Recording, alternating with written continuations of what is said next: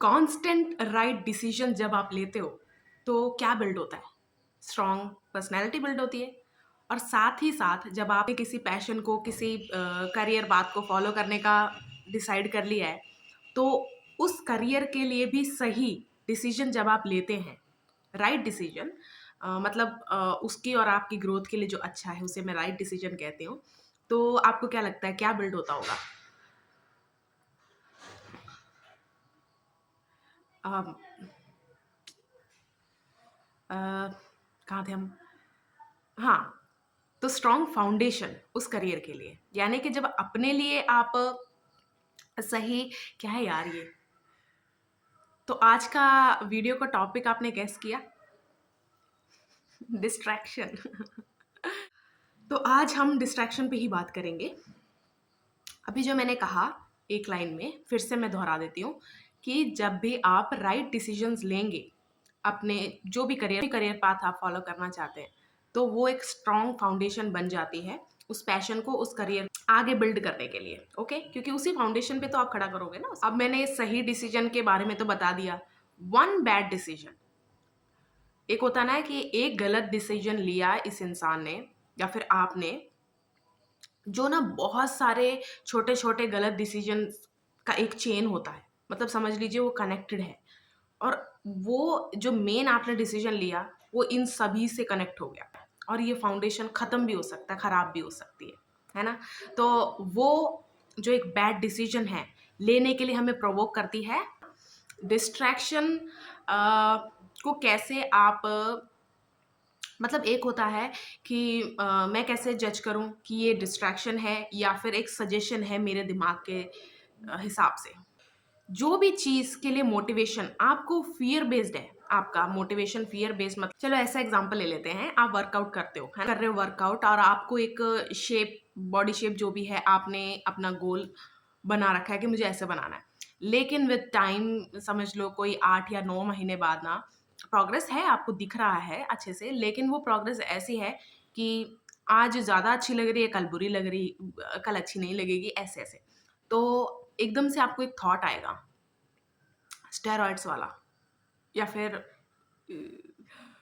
कुछ भी, मतलब ग्रोथ हार्मोन या फिर कुछ भी, आप ऐसे थॉट आएगा आपको, और आप थॉट को हटाओगे कि नहीं नहीं मुझे स्टेरॉइड्स नहीं लेने, तो एक फियर आपको बार बार आएगा कि यार मैं हमेशा कैसे फॉलो कर पाऊंगा, कर पाऊंगी, मैं हमेशा ऐसे डाइट या फिर इतना ही स्ट्रिक्ट रहना चाहता हूँ, चाहती हूँ नहीं, मुझे भी तो इंजॉय करते हुए करना है, और इतनी सारी दुनिया ले रही है यार, क्या उनको कुछ हो रहा है?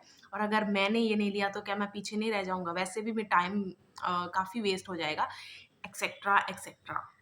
ऐसे बहुत सारे, मतलब जिस थॉट को जब आप रिजेक्ट करते हो, उसके रिजेक्ट करने के बाद आपको डर लग रहा है कि नहीं यार इसको सोच लेना चाहिए, वो है डिस्ट्रैक्शन।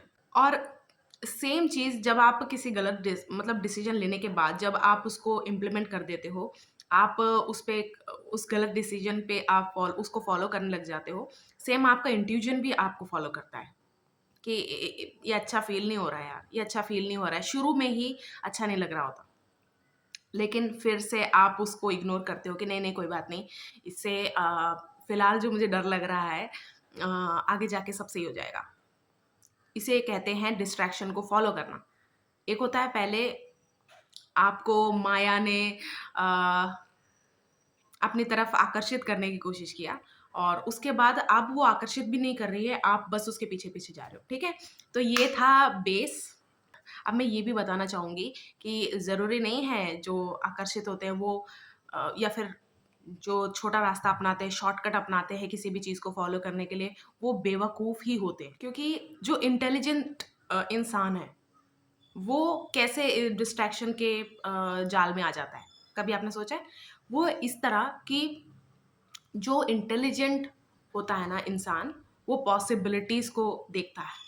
सारी पॉसिबिलिटीज़, जो वर्स्ट सिनेरियो भी, बेस्ट सिनेरियो भी, दोनों ही चीज़ों में ना पॉसिबिलिटीज़ देखता है। और जब उस पॉसिबिलिटीज़ का कहीं बाहर से या फिर कोइंसिडेंस समझ लो आप इसे, उसको कोई प्रूफ मिल जाता है, तो वो एक पॉसिबिलिटी बहुत पक्की हो जाती है। मैं समझाती हूँ मैंने क्या बोला।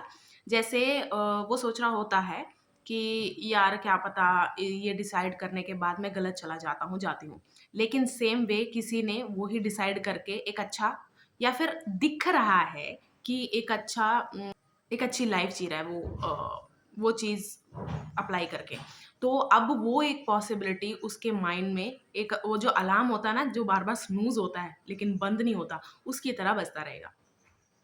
तो इंटेलिजेंट भी डिस्ट्रैक्शन या फिर समझ लो कि पॉसिबिलिटीज़ की वजह से डिस्ट्रैक्शन के पीछे जा सकते हैं। एक जो डिसेप्टिव इंसान होता है, वो तो आपको पता ही है डिस्ट्रैक्शन या फिर शॉर्टकट क्यों अपनाएगा? वो जब प्रॉफ़िट देखता है, एक डिसेप्टिव इंसान हमेशा उसके दिमाग में प्रॉफ़िट एंड लॉस का ही चलता रहता है, कि इस चीज़ से मुझे क्या-क्या गेन होगा, क्या-क्या लॉस होगा। तो ये मुझे ज़्यादा बताने की ज़रूरत नहीं पड़ेगी ऑप्शन की, कि डिसेप्टिव इंसान को क्यों पसंद है शॉर्टकट या फिर डिस्ट्रैक्शन। क्योंकि वो उसके लिए एक क्या कहते हैं, ईज़ी चीज़ है। जैसे मतलब मैं ना एग्ज़ाम्पल्स जानवरों के नहीं देना चाहती, वो बहुत अच्छे होते हैं। अ, समझ लो जैसे कि मछली के लिए पानी में तैरना ज़्यादा आसान है ना, तो वो उसके लिए ईज़ी है। उसको मैं अगर कहूँ कि रेस करो पानी के अंदर, तो वो तो बहुत खुश हो जाएगी। तो एक डिसेप्टिव इंसान के लिए डिस्ट्रैक्शन जब आती है या फिर उसके दिमाग में आइडिया आता है, वो उसको एक ब्लेसिंग की तरह लगता है कि वाओ यार क्या आइडिया आया, अब तो मैं इस पे जल्दी काम करूँगा या करूँगी। वो खुद से ही सारे एफर्ट लगा के उसको रिसर्च करके सब कुछ देख लेते हैं। तो मैंने एक और चीज़ जो लिखी हुई है वो ये है फूल, मतलब जो बेवकूफ़ जब हम बोलते हैं ना कि यार इसने इतना बेवकूफ़ापन कैसा दिखा दिया। तो ना अगर कोई किसने ज़्यादा बिना दिमाग लगाए या फिर बेवकूफ़ी करके डिस्ट्रैक्शन को एक्सेप्ट किया है ना, वो पता है किस लिए किया है? रश के चक्कर में, जल्दी कर दिया कि माइंड प्रोसेस करने का भी टाइम नहीं मिला।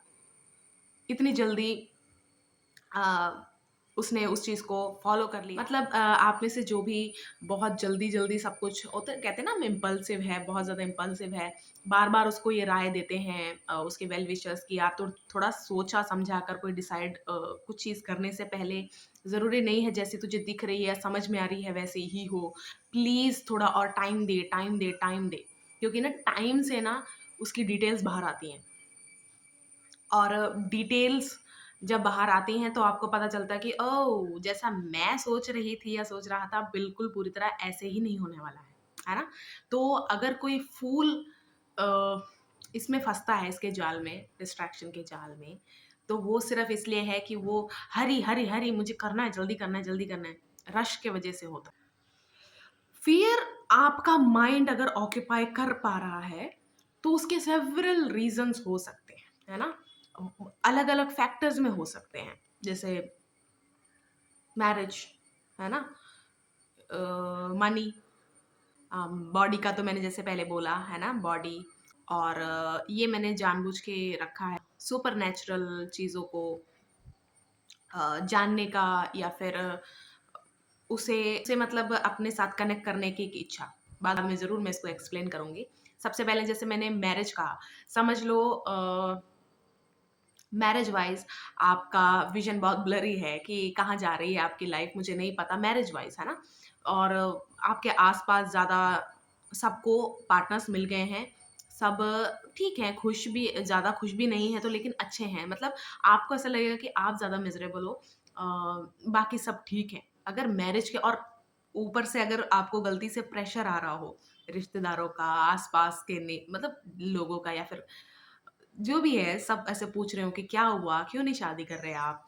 अ, बस ये उम्र निकल जाएगी तो मतलब अच्छे रिश्ते नहीं आएँगे, मतलब ऐसे-ऐसे डर होता है ना। मैरिज के अराउंड डिस्ट्रैक्शन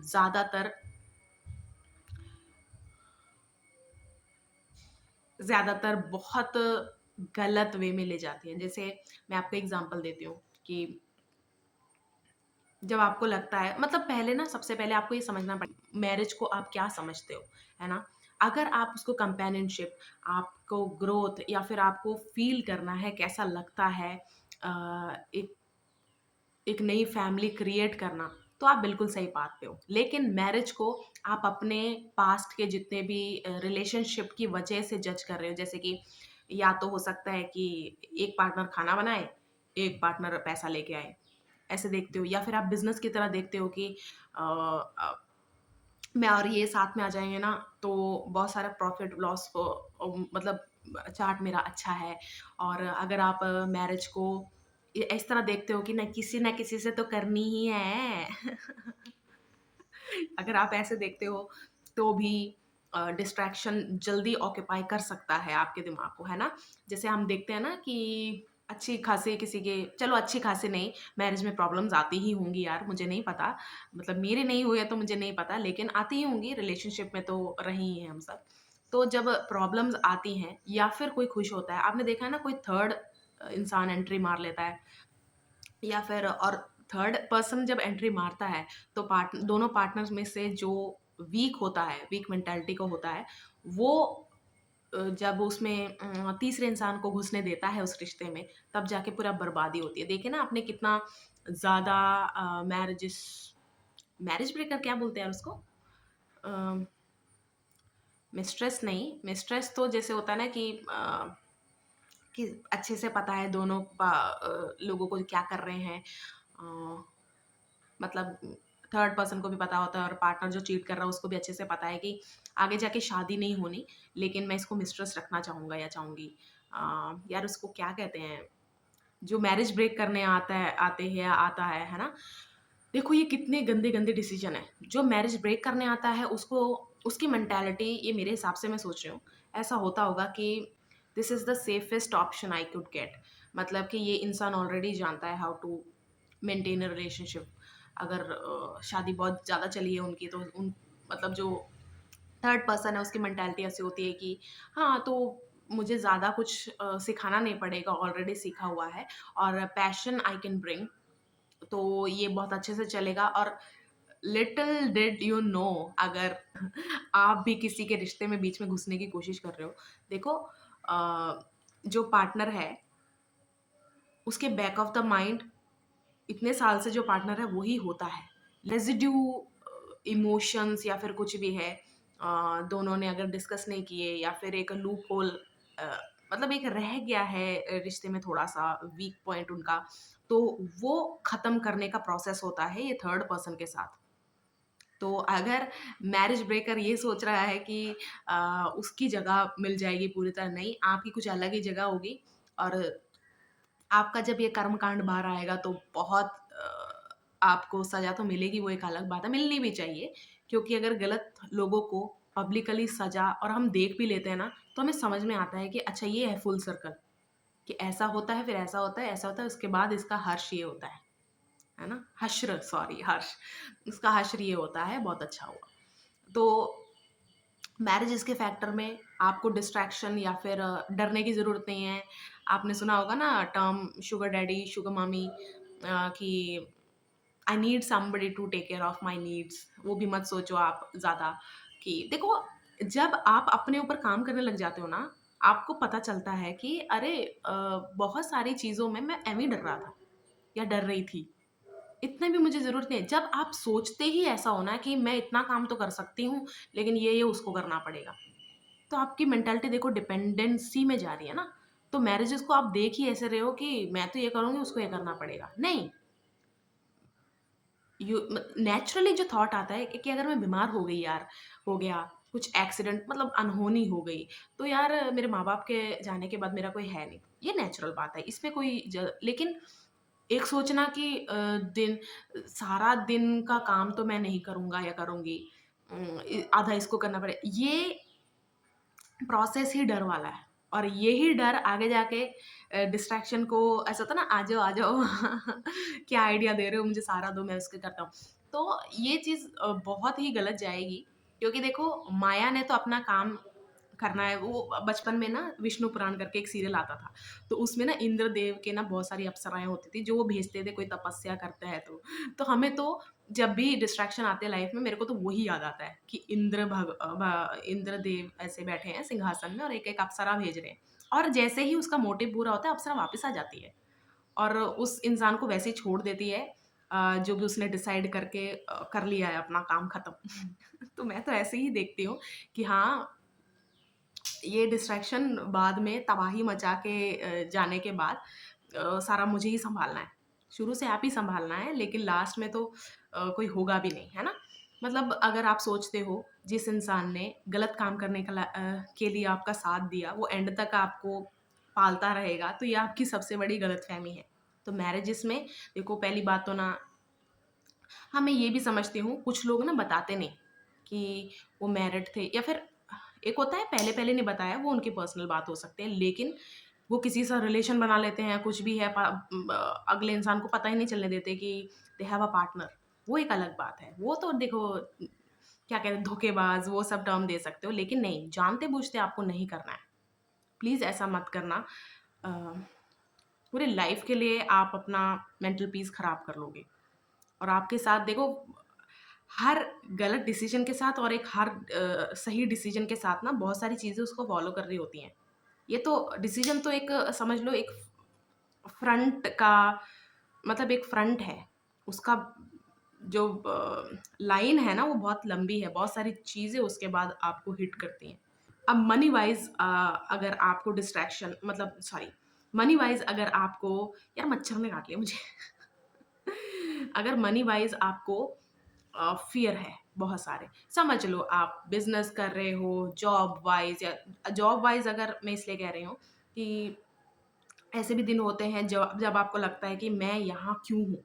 मैं इस ज़िंदगी मुझे ज़िंदगी नहीं चाहिए, मतलब जॉब के कारण ऐसा लगने लग जाता है आपको। तो नॉर्मल तो नहीं मैं कहूँगी, अगर आपके साथ कुछ हो रहा है वर्क एनवायरनमेंट में, उसको रिज़ॉल्व करके करने की कोशिश करो, कदम उठाओ। जैसे आप कंपनी के लिए बोलते हो ना कि मैं एफिशिएंट हूँ सब कुछ, अपने लिए भी करो, ठीक है? नहीं, आपको मेंटली कुछ ज़्यादा ही काम करने की वजह से ऐसा फ़ील हो रहा है, थोड़ा ब्रेक ले लो, छुट्टियाँ लो, सब कुछ। अगर आप बिज़नेस में हो, लॉस ज़्यादा हो रहा है, एक पीरियड आता है ना कि लॉस ही होते जा रहे हैं, और ऐसा कुछ, और बिज़नेस भी नहीं, जॉब भी नहीं, तो फैमिली बिज़नेस है, वो भी बिज़नेस में ही आ गया, है ना? अच्छा, जो भी और तरीके होते हैं मुझे नहीं पता, ठीक है? अगर आप मनी वाइज़ भी फेयरफुल हो, तो डिस्ट्रैक्शन यहाँ तो मतलब होता है ना, नाच-नाच के आती है कि आहाहा! अब इस इंसान को पकड़ा। मैंने मैरिज और मनी को फर्स्ट 2 में इसलिए रखा है, यही दोनों चीज़ हैं जो बहुत इंटेंसिटी इनकी बहुत हाई होती है। मतलब हम इतनी जल्दी-जल्दी डिसीज़न ले रहे होते हैं ना, जब एक बार कदम ले लिया, गलत उठा लिया, तो हमें ऐसा लगता है चल अब इसको सही तो करना ही पड़ेगा ना। ये करते-करते हमारी स्पीड बहुत तेज़ होती है इन 2 मामलों में, इसीलिए मैंने इनको फर्स्ट 2 में रखा है। तो मनी वाइज़ बहुत ज़्यादा डर होने की वजह से ईज़ी मनी आप देखोगे कि क्या हो सकता है, या फिर एक बैकअप बना लेता हूँ ईज़ी मनी को। गैम्बलिंग हो सकता है, अ, ऑनलाइन कोई होता ना कि गेम से अगर पैसे आ सकते हैं, मतलब ऐसा-ऐसा आप सोचोगे कि ईज़ी मनी से क्या करूँ मैं? और ये सबसे बड़ा एक धोखा, इल्यूज़न, जो भी आप कहना चाहते हो, मतलब ये इतनी पावरफुल हो जाती है ना। मैंने देखा है फाइनेंशियल लैक जो इंसान को अंदर से खत्म करता है ना, उसका प्रभाव ना काफ़ी टाइम तक रहता है, क्योंकि फाइनेंशियल लैक की वजह से बहुत मैंने ऐसे देखा है कि सीखना चाहते हैं ना कोई चीज़, उसको भी अवॉइड करते हैं कि नहीं, इस वक़्त मेरा सारा ध्यान पैसा कमाने पे, क्योंकि हमें भी ऐसा ही आगे की जनरेशन पता नहीं कैसे पली-बढ़ेगी, लेकिन हमें ऐसे बताया होता है ना कि इतने टाइम तक पढ़ना है, फिर आगे पैसे कमाने हैं, फिर शादी के बाद अपना घर देखना है, इसलिए इतना आपका होना चाहिए, इस उम्र तक डिसाइड होना चाहिए। तो इसलिए मनी का स्ट्रेस, प्रेशर जो भी कह लो, उसकी वजह से बहुत सारे डर बैकग्राउंड में चल रहे होते हैं कि यार मुझे एक स्टेबल, कांस्टेंट अर्निंग मेरी होनी ही चाहिए, और अगर जो मैं कर रहा हूँ उसमें लॉस हो रहा है, तो इसका बैकअप कहाँ है? इस वजह से कोई गलत डिसीजन आप बिल्कुल मत लेना। जैसे ना, एक बहुत बड़ा कर्जा भी मत ले लेना। एक होता है कि आपको जितना सोचो आप ना, जितने-जितने अगर आपको मनी लॉस हो रहा है किसी भी तरह से, सबसे पहले चीज़ ही आपको ये करनी है, बजट बना लेना है। कि क्या-क्या चीज़ों के बिना भी मैं सर्वाइव कर सकती हूँ, कर सकता हूँ। और उसमें अगर ये भी होता है ना कि आपके पास व्हीकल है, कार, स्कूटर जो भी ले लो, ठीक है? उसको थोड़ी देर के लिए कट कर दो। थोड़ा टाइम बस से ट्रैवल करना शुरू कर दो। मतलब इसको स्ट्रगल हसल नहीं कहते, इसको कहते हैं दिमाग चलाना। कि क्योंकि ना सही चीज़ों को गलत लेबल भी कर दो ना, तो वो चीज़ करने का मन नहीं करता। तो आप बस में जाने लगोगे तो मुझे नहीं पता यार, इंसान गरीब कैसे दिख जाता है अगर बस में जा रहा है तो। तो चलो, अगर आपको ऐसा लगता है कि नहीं-नहीं, इसीलिए मैं कह रही हूँ फाइनेंशियल लैक अगर दिमाग में है ना, तो वो चीज़ें भी आपको गरीबी का निशानी लगेंगी जो है भी नहीं, जो लोग सोचते भी नहीं है। बस से ट्रैवल करने में कोई परेशानी नहीं है। जो यहाँ से रिच फ़ील करता है ना, यहाँ से दिल से जो भी बोल लो, अंदर से रिच फ़ील करता है ना, उसको कोई भी चीज़ जहाँ पर पैसे की रिस्पेक्ट हो रही है, वो उसको बुरी नहीं लगती। पैसे की रिस्पेक्ट करना बहुत ज़रूरी है। अगर आपकी लाइफ में लॉस चल रहा है, तो ये वो पीरियड भी हो सकता है जहाँ आप रिस्पेक्ट करनी सीखो। तो पहले-पहले आपने सब कट करना है, जो भी एक्सेसिव है। उसके बाद एसेंशियल आपने देख लेने हैं क्या-क्या मुझे क्या ज़रूरी है। 2 टाइम का खाना ज़रूरी है। मैंने इसलिए बोला कि कई बार जो ये काम करते हैं वो 2 बार ही मील खाते हैं, ठीक है? 3 टाइम का खाना खाना चाहिए। नहीं, आप 2 टाइम का खाने से भी अच्छा वो कर सकते हो और जो खा रहे हो वो हेल्दी हो, है ना? वो तो और भी अच्छा। पानी वगैरह बहुत पानी ज़रूरी है। तो मतलब आपने एक पूरा प्लान बना लेना है कि थोड़े टाइम तक मैं इसलिए जी रहा हूँ, और ये सोच कर नहीं बनाना कि यार मुझे करना पड़ रहा है। आप कहो कि थोड़ी देर के लिए आई एम गुड। आप देखना जैसे ही आप कट आउट करोगे ना एक्सेसिव चीज़ें, अचानक से आप वापस अमीर फ़ील करोगे कि ओह! मैंने आप वापस से चीज़ें कंट्रोल में आ रही हैं। वहाँ से कुछ आइडिया कुछ और योगा ज़रूर करना। प्राणायाम बहुत अच्छा होता है, दिमाग फ्रेश रखना, ठीक है? इससे, और मैंने इसीलिए बोला था कि हेल्दी खाना जिससे दिमाग फ्रेश रहे, अच्छा चले। ये नहीं है कि आप स्ट्रेस रिलीज़ करने के लिए मैं इंटॉक्सिकेशन अपना लेता हूँ। ना मेडिकल वाइज़, स्पिरिचुअली कहीं से भी आप पूछ लेना, इंटॉक्सिकेशन तो कभी हेल्प नहीं करता है रिलैक्स करने के लिए। छोड़ो। तो मनी वाइज़ आपको फ़ियर है तो डिस्ट्रैक्शन में मत आना, क्योंकि वो और ज़्यादा लॉस में ही लेके जाएगा। इवन आपको थोड़ी देर के लिए अगर गेन भी हो रहा है ना, बहुत कुछ आप खो दोगे। और ये मैं आपके ऊपर छोड़ती हूँ कि क्या आपका गया है, क्या नहीं गया है। वो आपके आस-पास एग्ज़ाम्पल्स मिल जाएँगे कि जिन्होंने पैसे को चुना या फिर सिर्फ़ पैसे को चुना, उन्होंने क्या-क्या खो दिया। बॉडी का जैसे मैंने स्टार्टिंग में बोला था कि स्टेरॉइड्स ले लेते हैं कुछ लोग, ग्रोथ हार्मोन्स कुछ भी मुझे नहीं पता। मुझे इस बारे में सच में कोई नॉलेज नहीं है कि बॉडी को आर्टिफ़िशियल वे में कैसे जल्दी जो भी है, जो भी आपकी इच्छा है शेप में कैसे लेके आते हैं, मुझे सच में नॉलेज नहीं है। लेकिन बॉडी के लिए शॉर्टकट्स जो भी अपनाते हैं, आप देख लेना, एक बार आपको बस यूट्यूब में भरना है कि फलाना चीज़ करने के बाद बॉडी के साथ क्या हुआ, क्या हुआ। हर किसी जैसे देखो इम्प्लीकेशंस आप बोलते हैं ना कि हर चीज़ का, हर डिसीज़न का एक गेन लॉस तो होगा ना, तो वो कितनी देर के लिए है, यहाँ से आप बॉडी वाइज़ इसको जज कर सकते हो कि हाँ, इतनी देर के लिए मेरी बॉडी तो अच्छी लगेगी। जैसे होता है ना कि मेरा कोई शूट है, मुझे ज़्यादातर वही लोग इन सब चीज़ों में फँस जाते हैं, या फिर उनको प्रेशराइज़ किया या फिर उनको बेवकूफ़ भी बनाया जा रहा होता है कि ये कर ले। क्योंकि ना देखो, ये मैंने सच में रियल लाइफ़ में देखा है। मैं एक इंसान को जानती थी, वो अपने ग्रुप में सबसे छोटा था, ठीक है? लेकिन उसकी बॉडी बहुत अच्छी थी, शेप एक होता है ना कि आपने किसी इंसान को ऐसे कभी आपने ये सुना है कि यार ये कितना खाती है लेकिन इसका वेट नहीं बढ़ता, इसका पेट नहीं बढ़ता, ऐसा टाइप का इंसान था वो।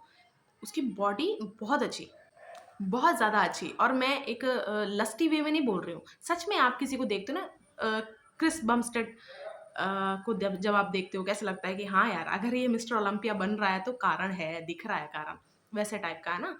मतलब वैसी बॉडी नहीं थी, मैं बता रही हूँ। बाकी ना उसके ग्रुप के बहुत ज़्यादा ही ऐसे बॉडी बिल्डर टाइप थे, सब कुछ जो भी है।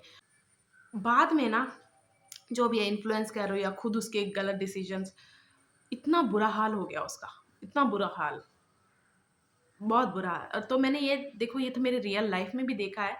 तो बॉडी वाइज़ आप पंगे लेने की बजाय आपको, जैसे अगर आप देख रहे हो ना, किसी भी डिस्ट्रैक्शन, किसी भी ऐसे आइडिया, शॉर्टकट आइडिया के बारे में कहीं से आपको कोई नॉलेज मिल रही है या कुछ भी है, तो उसके अगेंस्ट भी जाओ। जो भी आपका डिसीजन है ना, उसके अगेंस्ट भी जाया करो। मैंने किसी वीडियो में तो मेंशन किया है, कोई आपका आइडल है ना, उसके बारे में अच्छी-अच्छी वीडियोज़ ही मत देखो, बुरी भी देखो। फिर आपके माइंड को कैलकुलेट करने दो, फिर आपके मतलब अंदर जो इंट्यूशन है उसको जज करने दो कि किस चीज़ के साथ मुझे जाना है। इसको मुझे आइडल बनाना भी है या नहीं, है ना? तो आप अगर देख रहे हो कोई इंसान को जिसने स्टेरॉइड से बहुत अच्छा कमाल कर दिया है बॉडी पे और अच्छी ज़िंदगी जी रहा है, जी रही है, तो उनको भी देखो जो इस इंसान के पोल खोल रहे हैं, या फिर स्टेरॉइड्स के, चलो उस इंसान के नहीं, लेकिन स्टेरॉइड के बारे में पोल खोल रहे हैं, है ना? वो वीडियोज़ भी आप देखो। और मैं आपको बड़े-बड़े जो भी आप बॉडी बिल्डर इमेजिन कर सकते हो, उम, आर्नोल्ड श्वार्ज़नेगर को, आर्नोल्ड शिवाजी नगर बार-बार दिमाग में आ रहा है। मतलब इन सबको आप देखो, इन्होंने बॉडी को ये नहीं समझा कि ये एक प्रेज़ेंट करने वाली एक चीज़ है। उन्होंने इसको, वो पैशनेट थे अंदर से कि यार मुझे ना अपनी बॉडी की क्षमता बढ़ाने में मज़ा आता है। मुझे उसको एक्चुअली उनका सारा ध्यान ये जाता था कि आज मैं कितना वेट उठा सकता हूँ। लेकिन अगर आपका ध्यान गलत है, ये वेट उठाने के बाद मेरी बॉडी कैसी लग रही है, तो आप फ़ियर बेस पे जाओगे। उनका ये नहीं होता होगा, क्योंकि देखो, जो इंसान एक्सरसाइज़ से प्यार करता है ना, वो कभी आफ्टर रिज़ल्ट के बारे में ज़्यादा ध्यान नहीं देता। लेकिन जो इंसान आफ्टर रिज़ल्ट के बारे में ज़्यादा होता है, वो एक्सरसाइज़ पे ज़्यादा ध्यान नहीं दे पाता कि यार ये मैं 2-3 महीने से कर रहा हूँ, इससे मुझे कोई फ़र्क नहीं पड़ रहा। एक्सरसाइज़, और ऐसा भी है, मेरा ऐसा मानना है कि जैसे रनिंग बहुत लोगों को मज़ा आता है करते हुए, कुछ लोगों को नहीं आता मज़ा। कुछ लोगों को वॉकिंग बहुत बोरिंग लगती है, किसी कुछ लोगों को नहीं लगता है। है ना? तो आपकी बॉडी को, जो बॉडी से ज़्यादा आपका जिसमें एफर्टलेस एफर्ट्स लगते हैं, वहाँ पर आप वो वाली एक्सरसाइज़ेज़ ज़्यादा किया करो। योगा भी हो सकता है, कोई भी, आजकल बहुत सारे वो आ गए हैं ना कि ये कर लो, वो कर लो, जहाँ भी आपका मन लगता है। कुछ लोग कहते हैं एरोबिक्स करने में ज़्यादा मज़ा है, कुछ लोग कहते हैं मैं डांस कर लेता हूँ, मेरी बॉडी बन जाती है। बॉडी बन जाती पे ध्यान ही मत दो। क्या एक्सरसाइज़ करने पे आपको मज़ा आता है, उस पे ध्यान दो, ठीक है? फिर आपको कोई डिस्ट्रैक्शन घेर नहीं पाएगा। अब है सुपरनैचुरल थिंग्स। अब ये चीज़ें मैंने सुपरनैचुरल इसलिए बोली, जो आपके कंट्रोल में नहीं है। आप कंट्रोल, अगर आपने, होता ना कि easy to get hard to keep जैसी चीज़ें, लोग तंत्र, आज मैं इसलिए इसको मेंशन किया क्योंकि ये चीज़ें बहुत पहले से ही, पहले तो ये थोड़ा डिस्कस होता था, लेकिन अब इसके बारे में खुला इसका एक्सेस बहुत ऐसे वाइड कर दिया इन्होंने कि सब जानो। चाहे आपको इंटरेस्ट नहीं है, तब भी आपने कहीं न कहीं ये सब सुना होगा, मैनिफेस्टेशन, वर्ड्स जो सुनेंगे, मैनिफेस्टेशन, तंत्र, तंत्र विद्या, ये वो आपने कितने सारे वर्ड सुन लिए, क्योंकि इसका एक्सेस, या फिर मुझे ऐसा लगता है कि सोशल मीडिया में जब चीज़ें बोरिंग होने लग जाती है ना, तो पुरानी चीज़ों को ही नए नाम से इंट्रोड्यूस कर दिया जाता है ना? तो तंत्र-मंत्र इसलिए ज़्यादा चल रहा है, इसमें कॉन्स्पिरेसी है, इसमें माइंड जल्दी सॉल्व नहीं कर पाता चीज़ों को, इसलिए माइंड एंगेज रहता है। जो भी चीज़ें माइंड सॉल्व कर लेता है ना, फिर वहाँ से निकल जाता है। क्योंकि इंटेलिजेंस क्योंकि इंटेलिजेंस ना हमेशा, ओए! ये क्या है? क्योंकि क्योंकि जो इंटेलिजेंस है ना, अ,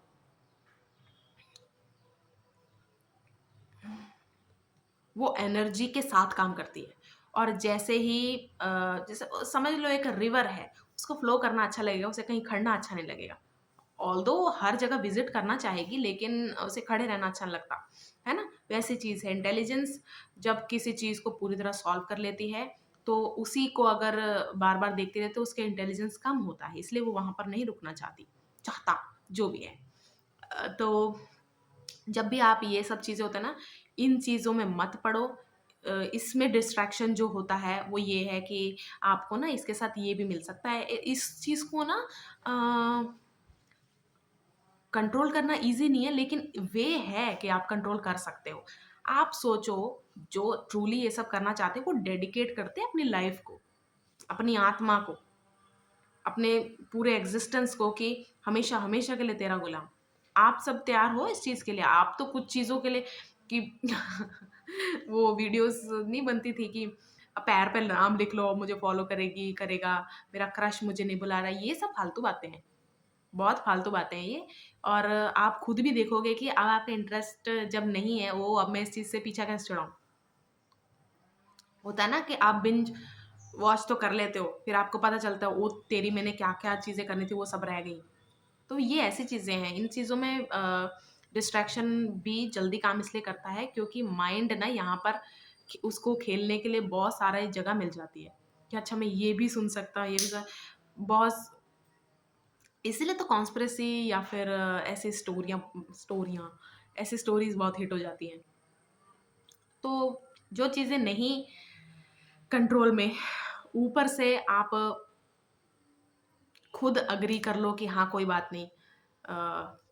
किसी ऐसे समझ लो कुछ डिस्ट्रैक्शन एक ऐसा इंसान है जो खुद को भी सँभाल नहीं पाता और आप अपना कंट्रोल उसको दे दो। अब लास्ट में बाल बाँध लेते हैं यार। अब जो मैंने इतना सारा बोला है, इसका सार क्या निकला? इसका सार क्या निकला? अब आपको हर चीज़ों में से डिस्ट्रैक्शन को और सही रास्ते को या फिर सही डिसीज़न को अलग करना आना चाहिए। बहुत सारी मैंने ऑयस्टर्स की वीडियो देखी थी, उसमें से मोती निकाल रहे थे कि हाउ ब्यूटीफुल आई गुड, और ब्यूटीफुल दिखाने के चक्कर में ऑयस्टर्स के साथ क्या हो रहा है वो कितना बुरा है। एनिमल क्रूएलिटी में सबसे ज़्यादा डिस्ट्रैक्शन को फॉलो किया जाता है कि अ, मैं कभी नहीं कहूँगी कि मैंने मीट नहीं खाया, कुछ भी नहीं किया, लेकिन मैं ये कहना चाहती हूँ क्योंकि मैं खाती थी नॉन-वेज, तो मैं ये आपको बता पा रही हूँ कि इस पे वर्क किया जा सकता है। मैं इसलिए नहीं बोल रही कि हाँ, मैंने छोड़ दिया, आप भी छोड़ दो, ऐसा कभी नहीं बोला मैंने। एनिमल क्रूएलिटी, और पता है मैं भी अपने आप को ऐसी ही एक्सक्यूज़ेज़ देती थी कि उसको तो झटके से मार देते, उसको पता भी नहीं चलता। लेकिन मेरा डिस्ट्रैक्शन क्या है कि मुझे ना मीट बनने के बाद अच्छा लगता है। करी का जो स्मेल है वो कितना अच्छा होता है, वो सब इमेजिन कर, डिस्ट्रैक्शन में रहे ताकि रियलिटी की आँखें बंद हो जाएँ। कि तू बाद की बात सोचना यार, कितना मज़ा आएगा। You are what you eat. मतलब जब आप गलत काम कर रहे थे ना, आस-पास उसके बारे में नॉलेज या फिर जानकारी भी थी, लेकिन आपका ध्यान आप ज़बरदस्ती वहाँ डालना नहीं चाहते थे। क्योंकि आप बाद के वो थोड़े बहुत मज़े में आपका ध्यान है। होता है ना, लोग थोड़े बहुत मज़े के लिए ही एक बहुत बड़ा गड्ढा ढक देते हैं, कि हाँ, कोई बात नहीं, हाँ, हाँ, मुझे पता है कि गलत है, लेकिन मुझे मज़ा भी आ रहा है। तो जिस चीज़ में मुझे प्लेज़र आ रहा है, तो उसको मैं गिल्टी नहीं मानूँगी। गलत है, बहुत गलत है। और एनिमल क्रूएलिटी में ये एक बहुत बड़ा रोल है डिस्ट्रैक्शन का। होता है ना, लोग बड़े-बड़े पहाड़ों पे जो मंदिर हैं या फिर कुछ भी है, वहाँ आपको खुद मेहनत से जाना चाहिए। आप क्या कहते हो, नहीं इससे मेरे ये पैसे देने से वो गरीब का घर भी बस रहा है और वो जो एनिमल है उसको वो खाना देगा, इसी पैसों से देगा। देखो, चीज़ों को ना सी थ्रू किया करो।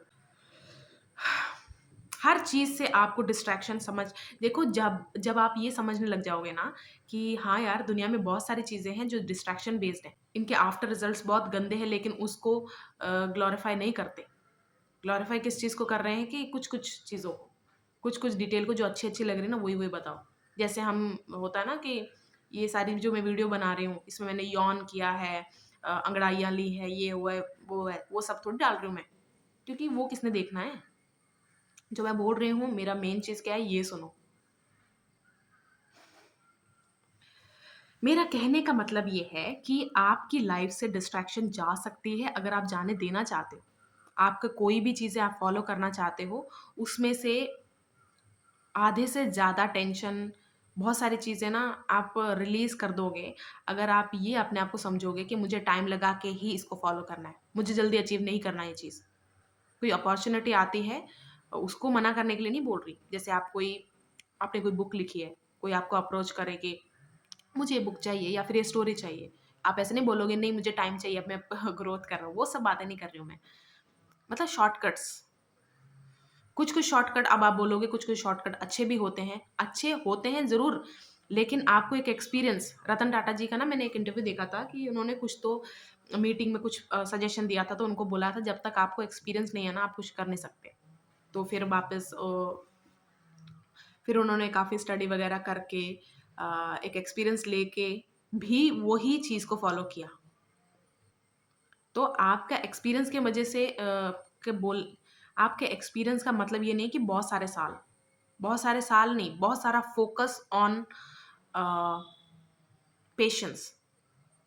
अगर आप अपना अनडिवाइडेड फ़ोकस धैर्य पे लगाते हो, पेशेंस पे लगाते हो, तो आपको सालों के एक्सपीरियंस लेने की ज़रूरत नहीं है। जल्दी ही आपको चीज़ें समझ में आ जाएँगी।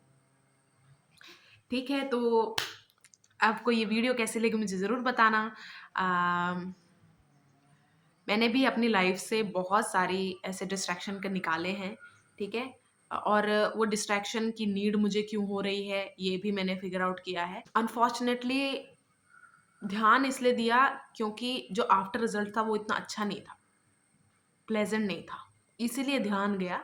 लेकिन बाद में अच्छा भी लगा कि हाँ, चलो चीज़ एक लेसन की तरह हो गई, और भगवान का बहुत-बहुत धन्यवाद है कि चीज़ें और भी बहुत खराब हो सकती थी लेकिन नहीं हुई। देखो, आप सच्चे दिल से कोई भी चीज़ करोगे ना, सच्चे दिल से कोई चीज़ करोगे, आप चाहे परेशानी में फँस भी जाओगे या बाहर आ जाओगे। मैं प्रमोट नहीं कर रही कि आप गलत डिसीज़न लो, लेकिन ऐसा है जैसे आपको पता ही नहीं कि ये गलत डिसीज़न है, लेकिन आपका मन साफ था। आपने सोचा कुछ था, तो आपको जल्दी ही उस इन्फॉर्मेशन का पता चलेगा कि ये जगह या ये डिसीज़न सही नहीं है, वहाँ से आप कट लो। क्योंकि इनोसेंस जब तक बरकरार रहेगी, इनोसेंस जब तक बनी रहेगी, तब तक ही आपके साथ भगवान हो सकते हैं। जैसे इनोसेंस गई, आप सँभालो जी। आप बहुत ताकतवर हो गए हो सब सँभालने का, ठीक है? तो मैंने ये वीडियो बनाई है आप सब लोगों के लिए। और एक और चीज़ जो मेंशन मैं करना चाहती हूँ, ये सब वीडियोज़ जो हैं, वो थैंक यू है। ये मैं इसको बोलूँगी, ये सारे वीडियोज़ को एक थैंक यू मेरी तरफ से, कि जब मैं एक बुरे टाइम में थी, सब कुछ था, मुझे भी यूट्यूब से ही बहुत सारे लोगों के वीडियोज़ देखकर बहुत कुछ चीज़ें समझ में आई, इंस्पायर हुई मैं, ये भी कर लेते, वो भी इस वजह से। तो यूट्यूब पे मैं इसीलिए बड़ी-बड़ी वीडियोज़ डालती हूँ कि अगर मैंने कुछ यहाँ से रिसीव किया है, तो मैं कुछ देना भी चाहती हूँ। तो ये वीडियो सिर्फ़ उसके लिए है, ठीक है? आप अपनी मन-मर्ज़ी से सब्सक्राइब करो, लाइक करो, कमेंट करो, आपकी मर्ज़ी है, लेकिन एक बार सुन लो। Thank you so much. मिलते हैं अगली वीडियो में।